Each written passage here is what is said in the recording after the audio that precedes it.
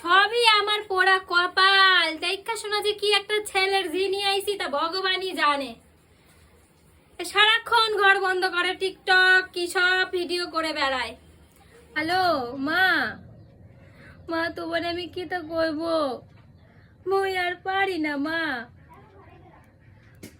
মা জান গো, আমি শাউরি জ্বালাই সংসার করতে পারবো না মনে হয়।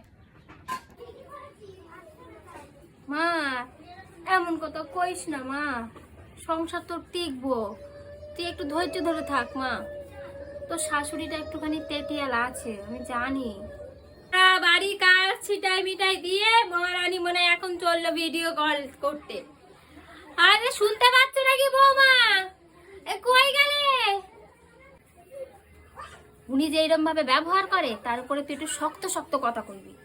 উনি যদি তোরা ডাকে তুই ঝাঁঝি মেরে কথা বলবি, তাহলে দেখবি অত পার পাবে না। তুই